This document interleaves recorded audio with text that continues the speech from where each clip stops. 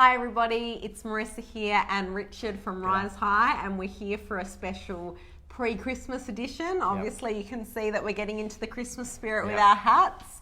And today we are talking about how to avoid a financial hangover over this period of time. I mean, Christmas is, I don't know about you, Richard, but Christmas is one of my favourite times of the year, and I think for many people it's a great time. Is it a time of the year that you enjoy? It is.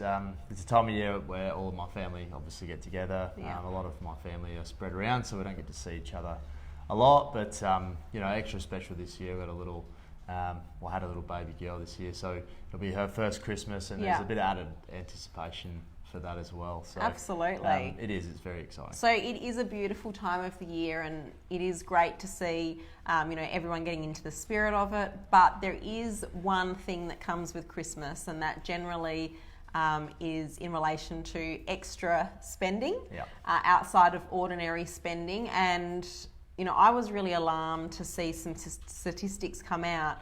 There was some new research by the Reserve Bank of Australia and Finder.com that actually showed that Christmas credit card debt this year is going to be close to $30 billion for Australians. Now that's up $2 billion from the equivalent amount this time in 2017. So clearly everyone's in an extra happy mood this year and has really gone to town on their Christmas spending and racking up considerable credit card debt in the process of that Christmas spending. And using credit cards for spending is not necessarily a bad thing if you're able to repay the debt in full before the expiry date. But where we're finding there's an issue, and the research shows that more than 18% of these Australians are not going to be able to pay off the credit card debt that they're incurring over this Christmas period. So today, Richard and I are hoping to give you some tips on how you can get through the silly season or the happy season of Christmas and New Year without having the financial hangover weighing over your shoulders in 2020 and beyond. So what do you say, Richard? Should we kickstart it? Let's get into it. Okay, so tip number one. Do you want to take us away, Richard? Yeah, so with tip number one is sort of taking a look at your property or your possessions that you currently have, and maybe doing a pre-Christmas cleanup. So what I mean by that is maybe having a look around your spare room, and maybe putting some things on eBay or on Facebook Marketplace, and starting to maybe fill your pockets up with a bit of additional cash before you go shopping. So a bit of a unique... A pre-Christmas cleanup. Yeah, pre-Christmas cleanup. I think that's a great idea, because not only does it help to maybe give you a few extra dollars here and there, getting rid of some things that you don't need anymore, but it also clears the space for potentially new things that come with the new year, and gives you the ability to start the new year with a fresh space.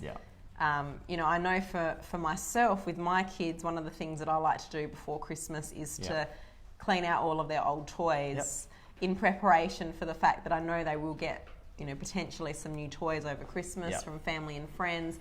So they need to, it's really a clean out to make room for the new, but also to see, maybe there are some places where you could get a few dollars on Gumtree or eBay or something like that, getting rid of some things that you no longer need. Yeah, and ultimately this time of year, people are looking to buy, as we've mentioned, but if you're putting up things that they're looking to purchase for Christmas, maybe themselves, then they'll buy it pretty quickly. And the out with the old, in with the new type feeling is refreshing. But I feel like, just sort of throwing a bit of a random number, there'd be at least 1,000, maybe up to 5,000 in some households of stuff that just lays around and doesn't get used. Absolutely. So, yes, I'm just throwing some numbers out there, but I know from personal experience, when we did a little cleanup of our own place, we're able to put a bit of extra money in our pockets without really even trying. Could fund your Christmas shopping. It could indeed. Okay, so that was tip number one. So do a bit of a pre-Christmas clean out. Getting ready for the Christmas period.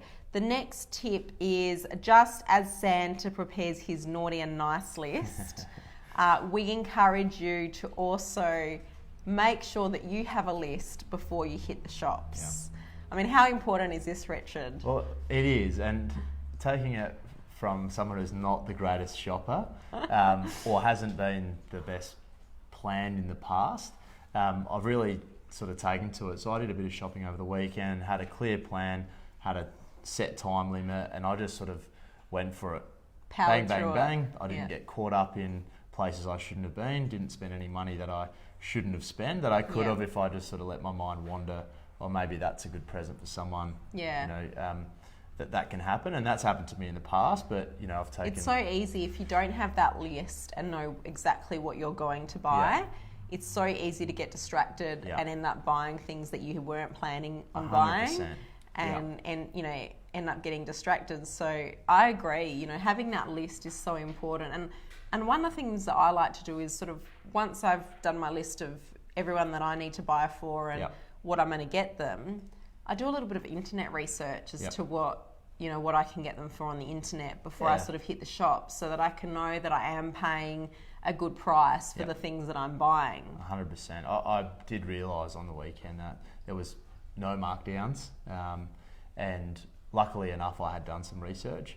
But if you know what something's worth, there may be an opportunity for you to negotiate as well beforehand. And another thing with the list is, you know, a lot of the times, especially if your family's, you know, a large family, then you could end up buying a lot of presents for a lot of people. So absolutely, you know, that naughty or nice list could also be sort of, you know, of your friends and family who is on your naughty and nice list. Maybe you've got family you don't want to buy for. Get it clear and get it early. I know that sounds a bit grinchy, but you know what? It's not grinchy at all. You know, I think that Christmas is for the children. Yeah. So part of this list planning is knowing who you're actually buying presents for, and you know, in many families, like you said, you know, maybe you have a family tradition that you give presents to the adults as well as the kids, but maybe reconsider that tradition and speak to your other family members and friends, and they're probably feeling the same way. They'd probably prefer to just make it about the kids and not actually have present exchange with the adults. So that in itself, that conversation could save you a huge amount of anxiety and a huge amount of money just by having that discussion with family and friends, saying, you know what, this year let's just make it about the kids, and we will just enjoy each other's company and, you know, enjoy a really great day together, rather than having to make it about the presents for the adults, because that also can really cut back. So being prepared with your list, knowing who you're buying for and what you're buying them, you know, what you're buying them is really important. Definitely. Be prepared. Yeah. So I reckon we've covered tip number 2. So let's move on to tip number 3.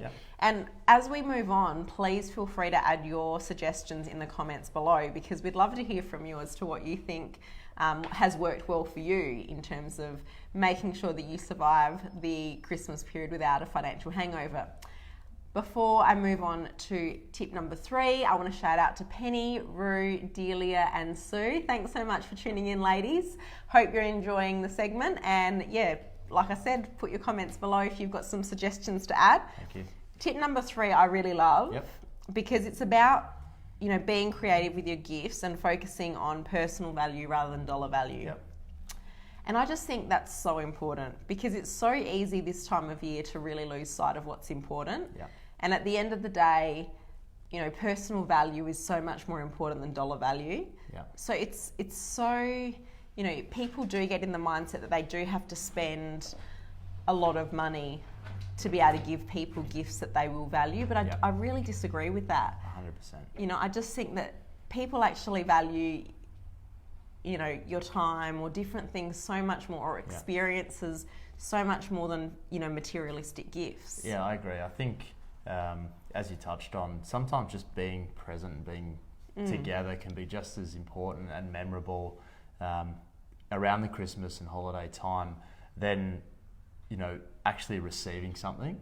And some of the best gifts that, you know, I've received and potentially have given have been ones that have been a bit more heartfelt, meaningful, maybe have been, you know, I'm not very creative myself, but, you know, I've received gifts that have been, you know, handmade cards or things like that, and I actually appreciate that a lot more in most cases than going to spend $5 on a card.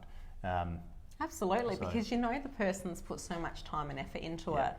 And like you said, if it comes from the heart and if it's Yeah. actually thoughtful, you know, sometimes a homemade gift can be so much nicer and so much more meaningful than an expensive purchase gift. So, you know, if the budget is a little bit tight, you know, don't despair. Like, think deep and think, how can you make a gift special for someone without having to spend a large amount of money? Because there's definitely lots of options. Yeah, definitely. And even some pre-loved items can be just as exciting. Like in my house, we were looking at, you know, books for our daughter, and ultimately we wanted to buy, you know, half a dozen or so, and they were $15 each, brand new.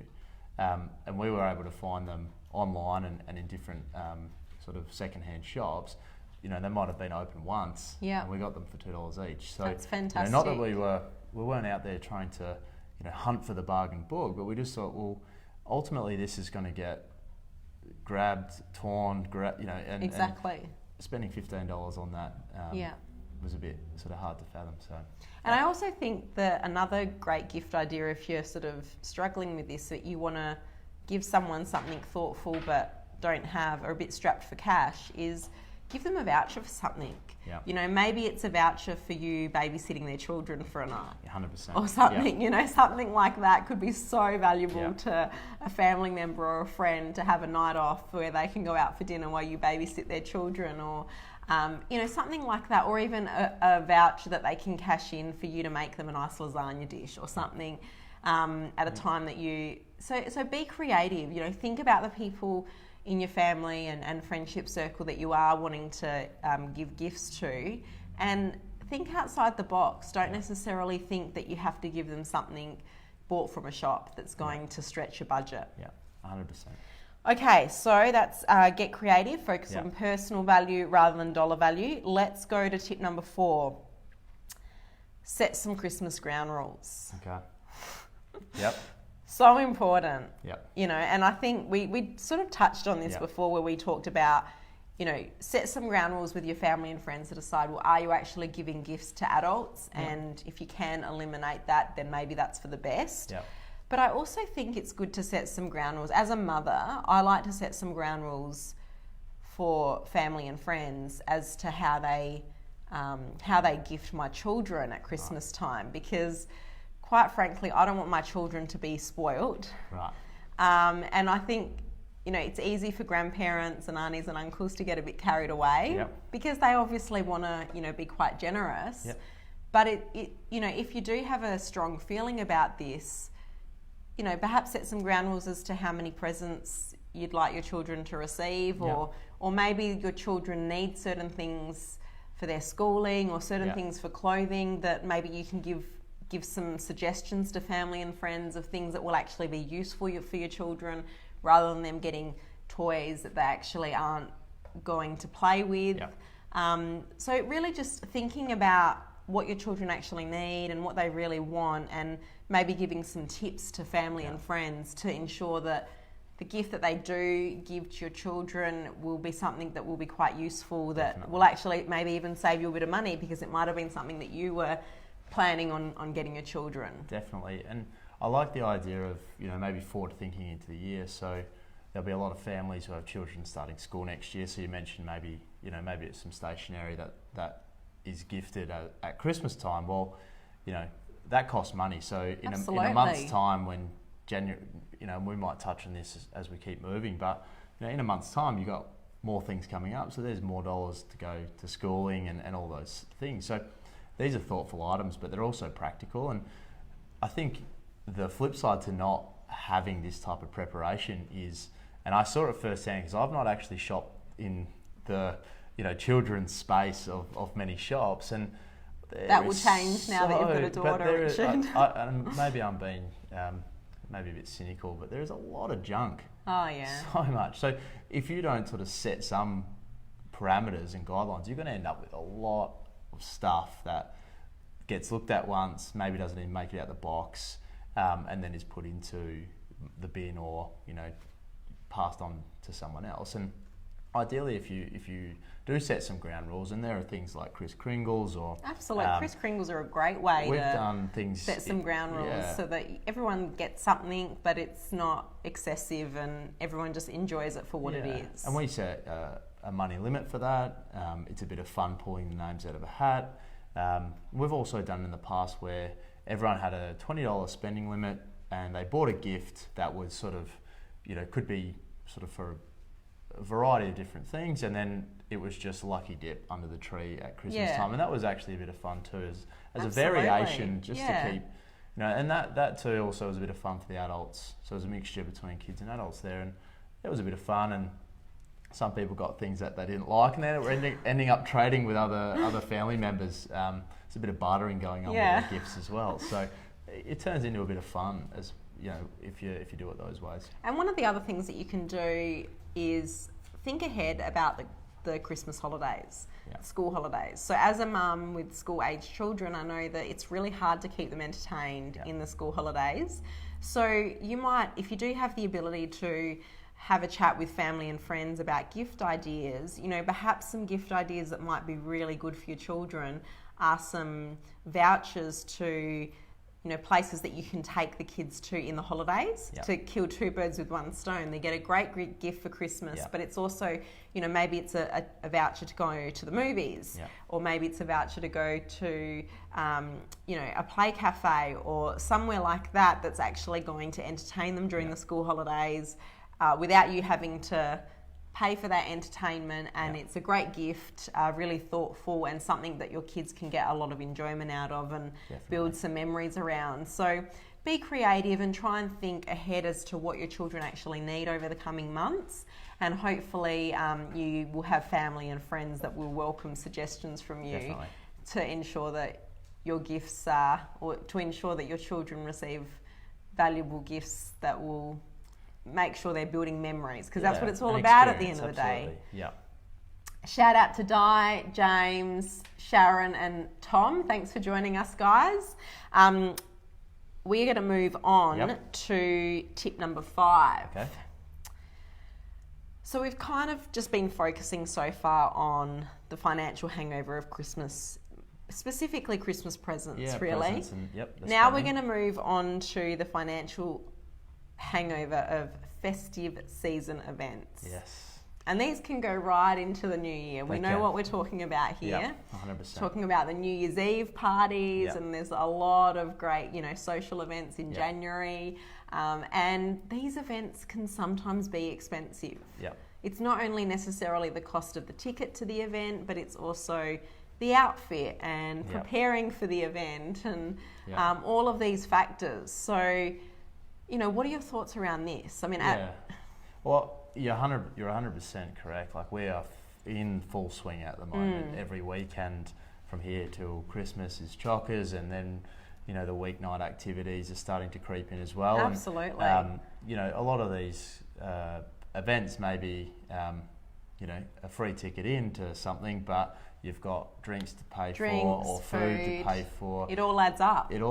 And on top of that, we've talked about gifts, so this is just on top of, and it's out of the norm. So not every month are we out, going to this many events or having this many sort of, extracurricular activities to do. Absolutely. It does leach the bank account. So some things that you could consider, I suppose, depending on the actual occasion, is there could be, let's say it's a weekend barbecue, that maybe if you're coming along, it's a salad. You have to bring a salad along. Share the load. So if you're the host, don't necessarily carry all of the financial burden of providing all the food and drinks. Ask people to bring a plate. Ask people to bring a drink. Most people are really happy to do that. I think, to be honest, I think everyone's pretty happy to do that. There's. But I think also it's really, like we said, it's important to be prepared and plan when you're going for your Christmas shopping. I think it's equally important to prioritise the events and be prepared and planned for what amount of money you're allocating or you're going to allow yourself to spend at these events. So you actually sort of prioritize the events that are going to add the most value to your life, Yeah. and maybe be willing to say no to some. And I think You know, you don't have to go to everything. 100%. And I believe you'll get, you'll feel actually quite empowered if you're actually able to say no, knowing that you set a goal to not spend money at a certain event, or go to a certain event, not because you don't, love the people that are there, but you're wanting to make sure you get through Christmas without any debt hangover, or with, making sure that the key things stay the key things. So if you want to spend time with your family, et cetera, you're keeping that the main focus. Yeah. And it is also a time of the year where friends might want to sort of go out, meet up at restaurants and things. If that's out of your budget, then just suggest another alternative. Yeah. So if you've got a group of friends that want to go out for a Christmas or New Year dinner at a nice restaurant, why don't you suggest to have them over and order Uber Eats? Yeah. And we'll just get a pizza, because at the end of the day, it's just about you connecting and being together. Yeah. And if that can save you a considerable amount of money, and you still get the same joy out of connecting together and being together and having time together, then that's really what's important this time of year. Definitely. So don't be shy or afraid to suggest an alternative that does actually fit within your budget, because it's much better that you do that rather than go into the new year with a financial hangover or credit card debt that you really don't know how to get on top of. And to throw in there, at this time of year, it's a lot of, there can be a lot of reflection too. So absolutely. If you're wanting to set some New Year's resolutions and start to maybe pivot some of your goals and, dreams for the future, best to start immediately. So if you're wanting to eliminate some of these spending habits, then starting to say no today is better than I'll start next week, because ultimately, you got to get stuck into these goals as well. So that's right, and that actually leads us into our sixth and final tip for tonight, which is planning for 2020 and planning for the year ahead. Before I just get into that, I will do a shout out to Philip and Richard. Thanks for joining us, guys. Really appreciate you being on board. Like I said earlier, if you guys have any tips or any things that have helped you get through the Christmas and New Year period financially stress-free, we'd love to hear about them. Put them in the comments below and share them with us and the viewers today. We'd really love you to do that. So planning for 2020 and beyond. So like you said, Christmas, this time of year is a great time for reflection. We reflect on the year that's been, we think about the year that's about to come, and it's a great opportunity to reflect not only on, all the different areas of your life, but specifically your financial well-being. How did you go this year managing your finances? Have you been really happy with how you've managed your finances? Is there room for improvement? Are there things you want to change for next year? These are really great questions to start exploring. They definitely are, and I think there's no better time than today to really start that momentum. Absolutely. It's really, really difficult to just flick a switch Jan 1 and say, right, that's it, I'm going to be better with my money today, and I'm going to, it's all just going to change with the click of a finger. So it's about building some habits in. Absolutely. And also, having a clear vision. Okay, I want to improve my financial position. I don't want to carry as much debt into the new year. I don't want to carry as much, financial stress into the new year. To start today, to start little bits and pieces that ultimately move you over a full 12 months to actually achieve that goal. And the thing about planning ahead and being organised means that you are actually able to do things a lot smarter. So when we talk about, if you have left your Christmas shopping to the last minute, planning ahead means that perhaps you could actually take advantage of some of the post-Christmas sales to actually start accumulating some gifts that will be for family and friend birthdays that are coming up in the first sort of 6 months throughout the following year. So you can actually get the items on sale at a discounted price to actually start being proactive about making savings. Definitely. And starting from, day one, I suppose, post-Christmas. Absolutely. You'll have birthdays coming up for children, or family or whoever that you're. And before we know it, Christmas next year will be here we upon are us. again. Here we are again. It comes around very, very quickly. So the more organised you can be, and again, buying, as we've sort of harped on a bit, buy something on sale, or search online for something that's a little bit cheaper. Absolutely. Get it delivered to your doorstep or whatever it might be, just to save a few extra dollars and keep those dollars in your bank account. It all adds up. It all adds up. Yeah. So yeah, there's many ways to plan, but I think that's a good way to start. Yeah, so I think we've covered quite a few tips. I think the general gist of it is be proactive in managing your spending. Yeah. And if you do get into a position where you have had to accumulate a little bit of extra credit card debt over this period, don't just put your head in the sand. Like, come and speak to your mortgage broker and just explain what's happened and work out a strategy to proactively get on top of it. Yeah. Because we don't want any Rise High clients being in that 18% that can't afford to repay their credit cards. So we will help you just to manage your way through that process. Yeah. But all in all, try and get through this period, and on the other side, in the new year, feeling really proud of yourself. Yeah. That you were able to manage your spending, and that you are feeling really confident going into the new year with some New Year's resolutions around finance, but more important, like Richard said, some really great habits that will ensure that you can improve your financial position next year and beyond. And in January, we will be having a Facebook Live helping you to set some habits and some goals around your financial well-being for next year. So we hope that you tune into that one as well, because that will be a good one not to be missed. Yep.